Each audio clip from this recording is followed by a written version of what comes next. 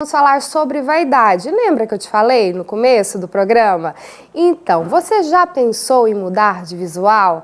As pessoas buscam, às vezes, através de dietas, comprar roupas novas, salão de beleza, mudar a estética, mas até que ponto isso é saudável? Até que ponto isso pode nos dizer que é uma baixa autoestima? Confere aí na nossa matéria.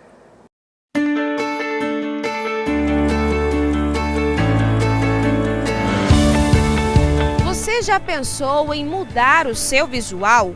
Já se perguntou por que quis ou quer fazer isso? As pessoas geralmente buscam, por meio de dietas, exercícios físicos e procedimentos estéticos, a aparência que tanto desejam. Nesta matéria, nós vamos refletir quando a busca pela beleza passa do ponto e a vaidade em excesso sinaliza para problemas com autoestima baixa. Acordar cedo, lavar o rosto e dar um sorriso de bom dia para a sua imagem no espelho. Essa é uma prática comum das pessoas com autoestima e alto astral. Eu sou satisfeita com o que eu vejo no espelho. Eu não intentei mudar visual, não. Na verdade, na medida do possível. Não sou extremamente vaidosa, porque eu tento trazer essa vaidade de dentro para fora, né? Então, assim, claro que a gente quer sempre estar bonita, né? Tá mais jovem, a gente se cuidar, mas eu não sou desse extremo. Eu faço podologia, né? Eu vou a manicure, eu também, para minha saúde, bastante água. E assim, eu gosto de me cuidar. É claro que as mulheres são logo lembradas quando o tema é vaidade. Isso porque elas são as maiores consumidoras de cosméticos e tratamentos de beleza. Mas os homens também não ficam atrás. Eu me considero bastante vaidoso, inclusive. O que você faz para se sentir mais bonito? Eu, principalmente, gosto de cuidar bastante do corpo e cuidados pessoais, alimentação. Eu acho que tudo isso contribui, sabe? Estilo de vida no geral. Eu acho que contribui, assim, para qualidade de vida e beleza. O fato é que a grande maioria das pessoas são vaidosas. Algumas menos, outras mais. Hoje em dia se fala muito em realização de cirurgias plásticas e procedimentos estéticos. Nesta clínica de estética avançada, por exemplo, a aplicação de toxina botulínica é a mais procurada. O queridinho é a toxina botulínica, né? Que é muito... Eu falo que hoje, na estética, o Botox ele se vende por si só. Então, é o queridinho. Os bioestimuladores, preenchedores e bioplastia de glúteo, né? Porque eu falo que o profissional que trata de saúde e depois estética, ele tem que ter consciência que ele vai estar se especializando e estudando sempre. Por que sempre? Porque é um mercado que cada dia cresce. Então, a indústria de produtos, ela está de olho dentro desse mercado. Então, ela vai estar trazendo mais ativo. Tem pesquisas constantemente de produtos, de tecnologias melhores. Então, como que você vai parar? Não tem como. Meg Machado é paciente da doutora Samira há 2 anos. Neste período, já realizou 5 procedimentos estéticos. Bioestimulador, botox, preenchimento labial, rino e também o bumbum, a gente já fez 5. Eu tinha muita necessidade de trabalhar melhor a minha pele, né? A gente chega nos 40 e fala assim, caramba, tô com muita flacidez, parece que aquela massa de gordura que deixa a gente com aquele up na pele vai embora. E eu falei assim, doutora, o que eu posso fazer para melhorar? Eu me considero uma pessoa vaidosa, vou dizer para você, com controle, com qualidade, certo? Nada que me tire realmente da minha imagem interior. Então eu tenho meus limites com essa vaidade. Hoje eu estou tranquila, estou sem maquiagem, amanhã eu estou com maquiagem, mas eu quero essa qualidade tanto no antes como depois. Então depois disso a gente só, como se diz, maquia toda essa beleza, toda essa situação que a gente tem cuidado através da estética avançada. Então eu sempre quero trazer isso para mim, para as minhas clientes, as minhas mentoradas, para mim é uma inspiração. Ao contrário da Meg, quando há preocupação exagerada com a aparência, as pessoas realizam procedimentos e mudanças radicais no corpo. Muitos desses sem a supervisão de um especialista, o que pode gerar efeitos colaterais e sequelas graves. Na verdade, excesso em tudo não é bom. Eu falo muito, todo mundo que me conhece sabe, não tem coisa mais saudável e melhor do que a água, concorda? A água a gente higieniza, a gente alimenta, a gente hidrata, a gente nutre, lava uma roupa, limpa uma casa, mas ela em excesso me mata afogado. Então, tudo que se fala, a vida é um equilíbrio. Então, a gente tem que buscar sempre e priorizar esse equilíbrio. E aí, a pessoa tem que buscar no íntimo dela, por quê? O que ela está somatizando ali, que ela está jogando na estética? Qual que é a dor?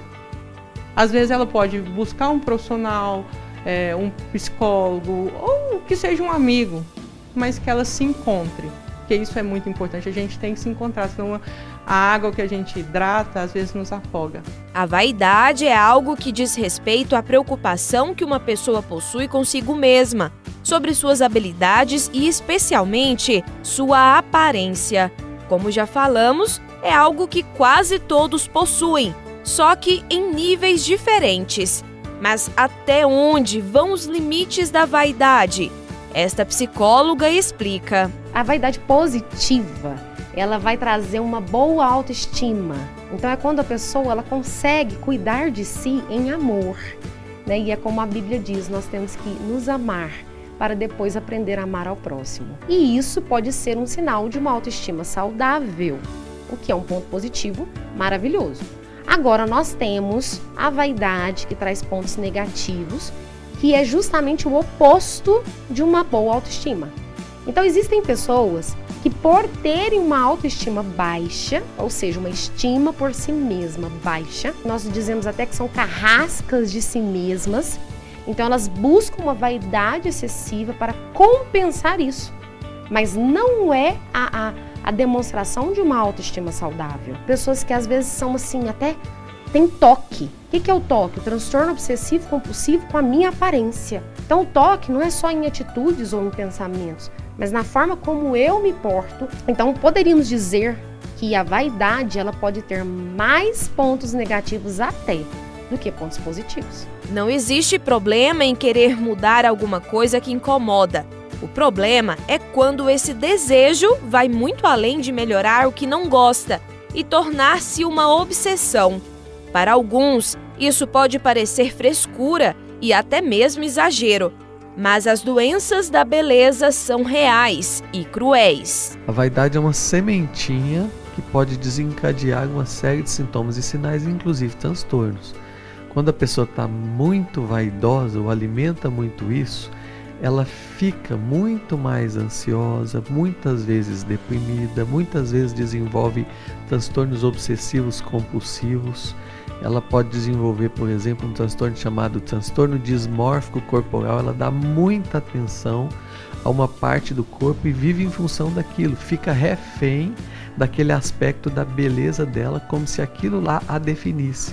O grande problema da vaidade é que a vaidade muda a perspectiva de visão da pessoa, levando a pessoa a perceber a vida como uma coisa em função da beleza do seu corpo. Às vezes a pessoa fica muito mais obsessiva, então ela deixa de comer, faz dietas bem mais regradas, ela faz excesso de exercícios físicos, ela vive em função daquela estética dela. Isso quem está de fora percebe que a pessoa está emagrecendo muito mais rápido, percebe que a pessoa só fala disso, percebe que a pessoa vive em função disso. São sintomas e sinais que quem está do lado percebe e pode ser alertado em relação a isso. O distúrbio aparece a partir do momento em que as pessoas fazem loucuras pelo corpo.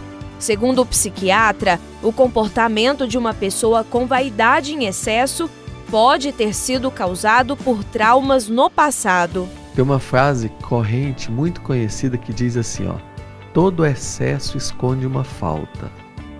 Então, muitas vezes, comportamento vaidoso, que é excessivo, ele esconde um vazio que vem lá de trás. Por isso, vaidade vem de vacuosidade. Às vezes a pessoa sofreu um trauma, sofreu um abuso, teve uma ferida emocional muito forte lá atrás, e isso fez com que ela se sentisse abandonada, rejeitada, traída, humilhada, qualquer uma dessas coisas, de tal forma que, para compensar isso, ou como um escudo emocional, ela então desenvolve uma vaidade maior para chamar a atenção, ou para simplesmente dizer: olhem para mim, notem em mim, porque lá atrás ninguém fez isso. De acordo com especialistas, a mídia e redes sociais também podem influenciar nesses casos. O indivíduo que possui uma obsessão com sua aparência busca constantemente a aprovação e a admiração dos outros. Sabe que a mídia, as redes sociais, muitas vezes ficam alimentando esse comportamento disforme da pessoa, aquela coisa assim: eu preciso ser igual tal artista, e aí tendo pensamentos inclusive recorrentes de menos-valia, levando muitas vezes a pensamentos suicidas. A pessoa fica com comportamentos bem regulados e obsessivos, de tal forma que aquilo não sai da mente dela, por conta de se manter numa disciplina exacerbada para conseguir aquilo que ela precisa a todo custo, porque aquele é o modelo padrão que ela vê na televisão ou nas redes sociais. Elas sempre estão preocupadas com o que os outros vão pensar. A verdadeira autoestima é quando você se olha no espelho e você ama a criação divina. Aquilo que Deus fez é o melhor. E quando você não aceita o que Deus criou, você está então argumentando contra o Criador. É como se você dissesse: não, esse nariz que você fez não é bom. Esse cabelo que você me deu não foi bom. Esse corpo não deveria ser diferente. Então nós estamos ali argumentando com o Criador. E Ele é perfeito e tudo que Ele faz é bom. Então você precisa aprender a praticar o mandamento: ama-te primeiro. Ama-te a ti mesmo, para que depois você aprenda a amar ao próximo. E de verdade, eu acredito que a nossa alma é o nosso principal bem que Deus nos deixou para criar, para cuidar. É o talento que Ele nos confiou nas nossas mãos. E cuidar da nossa alma é nos amar, é ter uma autoestima saudável, porque uma autoestima positiva é quando você tem uma estima que você sabe que é positiva, que é boa, porque você sabe que você tem uma estima do alto que é suficiente para você. Então se ame, se aceite como você é, para de ficar se comparando, para de ficar tentando seguir esse padrão de beleza que é inatingível da nossa sociedade. Seja quem você é, cuide de você mesmo, se ame, faça o melhor por você e já é suficiente. O recado tá dado.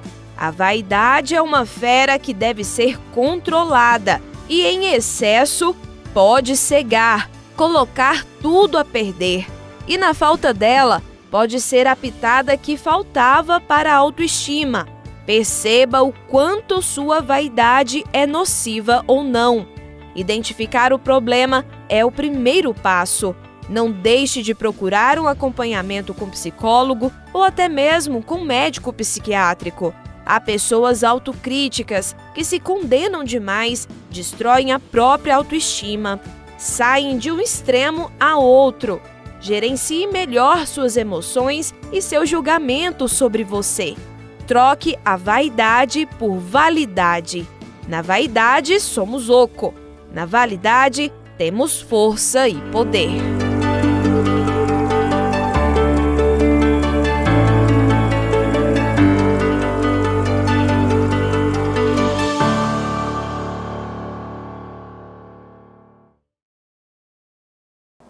Muito legal essa matéria, né? Quero agradecer quem fez a matéria, que é a repórter Raquel Vieira, o Flávio Bonfim, os participantes, que é a Anitta Carnavar, professora, Estela Rick, terapeuta, Niângela Borges, pedagoga, Felipe Santos, o design de moda, Samira Ribeiro, biomédica, Meg Machado, consultora de estilo, Ana Lídia Angel, psicóloga, e Pablo Bernardes, psiquiatra. Muito boa essa matéria, gostei muito, e agora eu vou